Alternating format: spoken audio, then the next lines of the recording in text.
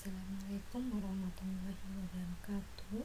Pada kesempatan kali ini kita akan mempelajari tentang sistem gerak pada manusia, mata pelajaran IPA Biologi, dan kalian bisa lihat di LKS halaman 20 sampai 24. Untuk kompetensi dasarnya dalam mempelajari materi ini, kita harus mengetahui untuk menganalisis gerak pada makhluk hidup, sistem gerak dan manusia, dan upaya menjaga kesehatan sistem gerak. Serta yang kedua adalah menyajikan karya tentang berbagai gangguan pada sistem gerak, serta upaya menjaga kesehatan sistem gerak manusia. Untuk tujuan pembelajaran, siswa diharapkan setelah mempelajari materi ini, siswa dapat menjelaskan sistem gerak pada manusia, menjelaskan gangguan pada sistem gerak manusia, dan upaya mengatasinya. Serta yang terakhir adalah dapat melakukan percobaan tentang uji kekerasan tulang. Manusia mempunyai kemampuan untuk bergerak secara aktif. Gerakan tersebut disebabkan oleh adanya kerjasama yang kompak antara tulang dan otot. Tulang tidak dapat bergerak jika tidak digerakkan oleh otot. Otot dapat menggerakkan tulang karena mempunyai daya berkontraksi. Oleh karena itu, otot dikatakan sebagai alat gerak aktif dan tulang sebagai alat gerak pasif. Otot menempel dan menghubungkan tulang yang satu dengan tulang yang lainnya. Ada 3 kebutuhan untuk dapat melakukan suatu gerak, yaitu pertama rangsangan, kedua dorongan, dan ketiga adalah keseimbangan. Rangsangan merupakan penyebab gerak ke arah yang dituju. Dorongan adalah kegiatan tubuh yang melawan habitat. Sedangkan keseimbangan adalah memulihkan keseimbangan yang hilang untuk sementara waktu. Yang pertama yang kita pelajari adalah tentang rangka. Pada tubuh manusia terdapat banyak sekali jenis tulang. Apabila dihitung jumlah seluruh tulang dalam tubuh manusia dewasa itu terdiri dari 206 tulang. Tulang-tulang tersebut yang menyusun bentuk tubuh kita atau disebut juga sebagai rangka tubuh. Nah, sekarang kita bisa perhatikan atau kita bisa baca di sini itu ada beberapa fungsi dari rangka. Rangka tubuh bagi manusia memiliki fungsi sebagai berikut. Yang pertama adalah tempat menempel atau melekatnya otot yang merupakan alat gerak aktif sehingga menggerakkan tulang. Kemudian yang kedua adalah untuk melindungi organ-organ bagian dalam. Apa saja organ bagian dalam? Bisa saja seperti otak atau paru-paru, jantung, hati, usus, dan sebagainya ya. Misalnya tulang rusuk melindungi jantung dan paru-paru, tulang tengkorak untuk melindungi otak. Kemudian yang ketiga, fungsi rangka itu adalah memberi bentuk tubuh ya. Keempat, sebagai penopang tubuh ya, contohnya itu tulang kaki yang menopang seluruh tubuh. Kemudian di selanjutnya ya, tadi di awal sudah dijelaskan bahwa tulang ini termasuk ke dalam alat gerak pasif. Yang keenam adalah pada jenis tulang tertentu seperti tulang paha atau femur, tulang juga berfungsi sebagai tempat pembentukan sel darah. Sel darah terbentuk di bagian sumsum tulang, yaitu jaringan lunak yang terdapat di bagian tengah tulang. Untuk struktur tulang bisa diperhatikan ya. Di sini tulang memiliki struktur yang tidak halus, melainkan terdapat benjolannya ya, benjolan pada bagian ujungnya berbentuk bulat serta terdapat titik-titik kasar pada bagian ujungnya. Terdapat lekukan, tonjolan, dan lubang. Permukaan tulang ditutupi oleh membran yang menempel kuat ya, yang disebut namanya periosteum. Pada bagian bawah periosteum terdapat tulang kompak atau disebut namanya tulang keras ya. Kemudian di sini pada bagian yaitu suatu tulang yang keras dan kuat. Tulang kompak mengandung sel-sel tulang, pembuluh-pembuluh darah, ada zat kapulan fosfor serta serabut elastis. Nah, kenapa sih ini tulang bisa keras? Karena disebabkan tulang mengandung zat kapur dan fosfor. Sedangkan serabut-serabut yang elastis itu fungsinya adalah untuk mempertahankan tulang agar tetap kuat dan tidak tidak mudah rapuh juga patah. Untuk bentuk tulang ya, berdasarkan bentuknya, tulang-tulang yang menyusun rangka tubuh dapat dibagi menjadi 4 macam. Yang pertama adalah tulang pendek. Tulang pendek ini nanti tulang pendek, kemudian ada tulang pipa, ada tulang pipi, ada tulang tidak beraturan. Maka ini akan dijelaskan pada slide selanjutnya. Untuk tulang yang pertama adalah untuk tulang pipa. Tulang pipa terdiri atas epifisis atau bagian ujung tulang yang membesar yang membesar seperti bongkol, dan diafisis bagian tengah tulang di antara epifisis. Di antara diafisis ya dan epifisis ini terdapat tulang rawan berbentuk lempengan atau cakram epifisis. Jika cakram epifisis ini masih aktif, maka tulang pipa masih dapat memanjang. Makanya ada orang yang makin lama makin tinggi ya, karena ini cakram epifisisnya itu aktif ya, masih aktif, maka tulang pipanya makin lama makin memanjang. Cakram epifisis ini tidak aktif lagi sekitar umur 20 tahun. Makanya tinggi seseorang itu maksimal biasanya berumur 20 tahun ya. Biasanya laki-laki ya. Kalau cewek biasanya terbatas pada umur 18 tahun. Kemudian yang kedua adalah ciri-ciri dari tulang pipa, pendek ya. Di sini tulang pendek berbentuk kubus atau pendek tidak beraturan.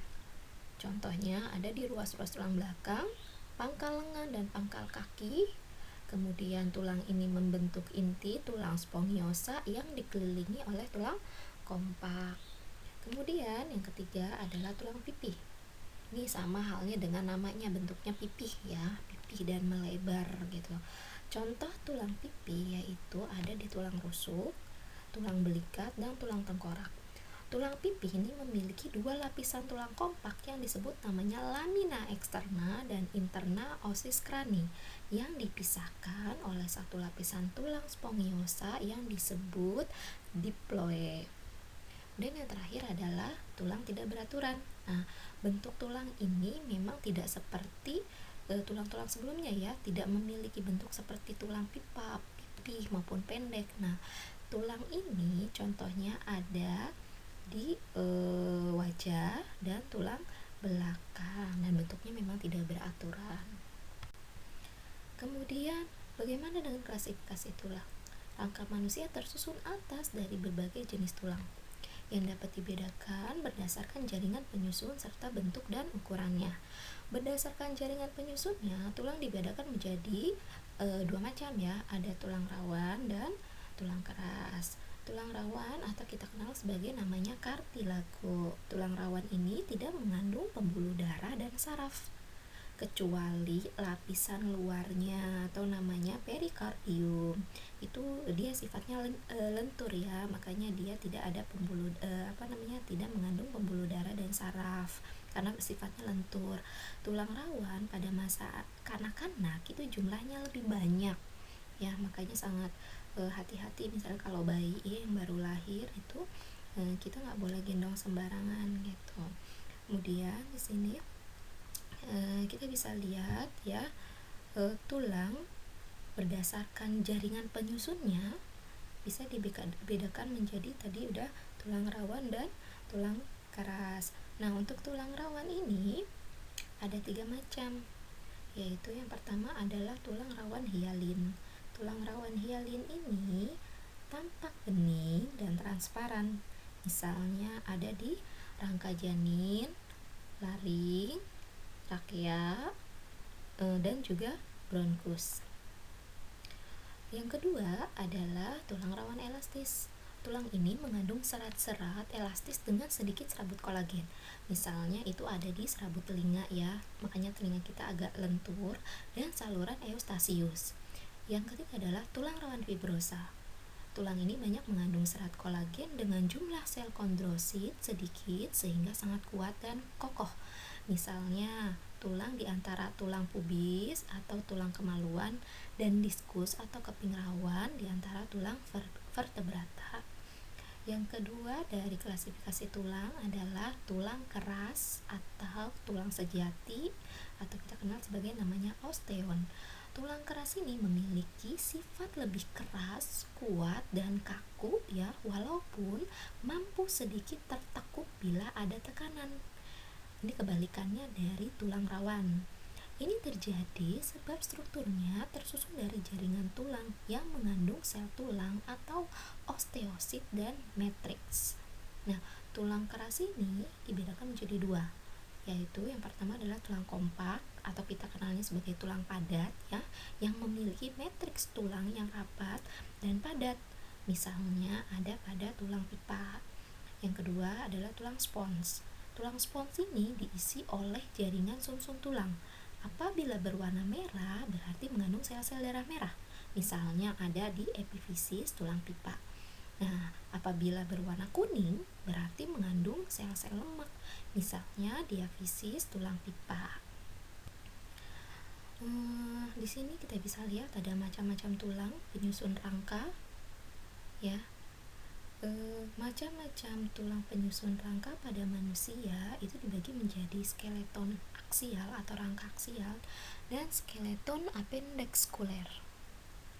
Yang pertama adalah rangka aksial. Rangka aksial ini merupakan tulang-tulang yang berada itu di bagian tengah sumbu kepala ya, bagian dari mulai sumbu kepala atas berarti ya, berada di bagian tengah sumbu tubuh. Kemudian tulang rangka aksial ini terdiri atas tulang kepala atau tengkorak, tulang dada ya, tulang rusuk, kemudian tulang belakang. Nah, itu ada 4 seperti yang pada bagian ini. Nah, kalau untuk tulang kompak tulang tengkorak yaitu terdiri atas 28 buah tulang. Tulang ini mempunyai fungsi yang sangat penting ya, yaitu dia melindungi otak ya. Tulang tengkorak ini melindungi otak, mata, telinga ya, telinga bagian dalam. Dan tulang tengkorak ini juga berfungsi untuk membentuk wajah seperti tulang pipi ya, tulang hidung, tulang rahang atas, tulang rahang bawah, tulang tengkorak ya, yang tulang tengkorak yang berhubungan dengan bagian atas tulang belakang atau tulang leher. Kemudian selanjutnya ada tulang belakang juga. Nah, tulang belakang itu terdiri dari tadi ada leher, punggung, pinggang, sakral ya, punggung, pinggang, sakral. Kemudian di sini ada tulang rusuk ada tulang rusuk sejati, ada tulang rusuk palsu. Ini sebenarnya ada lagi ya tulang rusuk, namanya tulang rusuk melayang ya. Kemudian ada tulang dada. Nah, tulang dada ini ya, yang di bagian tengah ini itu terdiri dari tulang hulu, tulang badan, tulang bahu, tulang keda. Nah, nanti akan dijelaskan pada slide selanjutnya. Ini adalah tulang tengkorak ya. Tulang tengkorak itu terdiri dari ada, terlihat dari gambar ini ya, ada tulang dahi, ada tulang baji, ada tulang pipi, tulang rahang bawah atas, rahang bawah, ada tulang ubun-ubun, ada tulang bagian kepala belakang, maupun ada tulang pelipis. Ini tadi ada 28 buah tulang jumlahnya pada tengkorak. Kemudian selanjutnya tulang dada dan tulang rusuk. Ini yang masih bagian aksial ya, bagian atas. Tulang dada dan tulang rusuk. Pada tulang dada itu melekat tulang rusuk atau kita kenal namanya costae, yang terdiri dari 7 pasang rusuk sejati, 3 pasang rusuk palsu, dan 2 pasang rusuk melayang. Tulang dada beserta tulang rusuk dan tulang punggung membentuk rongga dada yang di dalamnya terdapat organ penting seperti paru-paru dan jantung. Jadi tadi ya, fungsinya, salah satu fungsi tulang adalah untuk melindungi organ bagian dalam. Kemudian untuk tulang belakang ini terdiri dari 33 buah ruas tulang yang dibagi lagi menjadi 3 bagian ya, yaitu yang pertama adalah vertebrae atau tulang belakang. Tulang belakang itu jumlahnya 24 ruas. Nah, 24 ruas ini nanti terdiri dari 7 ruas vertebrae ya, atau tulang leher. Jadi tulang leher ada 7, kemudian ruas tulang atau tulang punggung ini ada 12, kemudian di sini ada tulang pinggangnya itu jumlahnya 5 ruas. Jadi totalnya adalah 24 ruas. Nah, yang kedua adalah sakrum atau tulang kelangkang. Tulang kelangkang ini jumlahnya 5 ya, 5 ruas. Selanjutnya kokiks atau tulang ekor. Nah, kita punya ekor di sini ya. Nah, ini hati-hati kalau misalnya bercanda, jangan kalau misalnya kita mau duduk ada teman yang memindahkan kursi kita terus kita jatuh ke lantai. Nah, itu hati-hati ya bagian tulang ekor ini. Kenapa? Karena ini akan langsung ke otak, dia akan disalurkan ke otak. Jadi hati-hati. Di sini ruas tulang ekor itu jumlahnya ada 4 ruas ya. Jadi ruas-ruas pada tulang sakrum dan kokiks ya. Jadi bagian ruas tulang kelangkang dan ruas tulang ekor ini itu telah menyatu semenjak masa embrio. Pada masa kita belum terakhir ya. Jadi masih masa embrio dia udah memang menyatu. Selanjutnya tulang pinggul. Di sini atau gelang panggul. Namanya itu terdiri. Nah, gelang panggul ini ada tulang usus. Ya, di sini ada tulang usus, kemudian tulang usus atau ilium, kemudian ada tulang duduk di sini ya, atau namanya ischium, dan tulang kemaluan atau namanya pubis. Untuk perkembangan tulang manusia mengalami perkembangan tulang secara bertahap ya, seperti gambar ini ya, seperti gambar berikut ini. Itu tulang mengalami perkembangan secara bertahap. Awal pembentukan tulang itu berupa tulang rawan. Pada manusia terbentuk secara sempurna pada akhir bulan kedua atau awal bulan ketiga pembentukan embrio.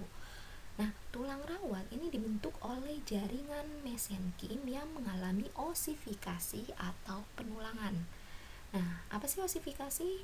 Osifikasi adalah pembentukan tulang rawan menjadi tulang ya, dari tulang rawan menjadi tulang keras. Nah, osifikasi ini dimulai dari pembentukan sel-sel osteoblas atau sel pembentuk tulang pada rongga yang ada di tengah tulang rawan. Nah, pembentukan tulang ini bertahap dari dalam dulu, kemudian keluar ya. Nah, sel-sel tulang ini mengelilingi saluran Harvest, saluran Harvest yang berisi pembuluh darah kapiler, arteri, vena, dan serabut saraf membentuk satu sistem yang disebut namanya sistem Harvest. Sini tidak ada tulisannya ya, sistem Harvest-nya. Kemudian pembuluh darah sistem Harvest mengangkut zat fosfor dan kalsium menuju matriks sehingga matriks tulang menjadi keras. Nah, matriks tulang mengeras karena adanya garam kapur dan garam fosfat. Nah, kekerasan tulang ini diperoleh dari kekompakan sel-sel penyusun tulang. Apabila matriks tulang berongga, maka akan membentuk tulang spons. Contohnya tulang pipi. Jadi kalau ada yang berongga-rongga, maka akan terbentuklah tulang pipi ya. Sedangkan jika matriks tulangnya menjadi padat dan rapat, maka akan membentuk tulang keras atau tulang kompak. Jadilah tulang pipa gitu ya. Contohnya adalah tulang pipa. Di sini juga bagaimana proses pembentukan tulang ya. Jadi proses pembentukan tulang keras itu dibedakan menjadi 2 ya. Ada namanya osifikasi intramembranosa, yaitu disebut juga penulangan langsung atau osifikasi primer. Proses ini terjadi pada tulang pipi, misalnya tulang tengkorak. Nah, penulangan ini terjadi secara langsung dan tidak dapat terulang lagi untuk selamanya. Yang kedua, osifikasi intrakartilagenosa. Contohnya adalah osifikasi intrakartilagenosa, itu adalah pembentukan tulang pipa. Nah, osifikasi ini menyebabkan tulang bertambah panjang. Oke, sampai di sini dulu ya. Semoga materi ini bisa membantu kalian bisa mempelajarinya lagi. sampai akhir. Assalamualaikum warahmatullahi wabarakatuh.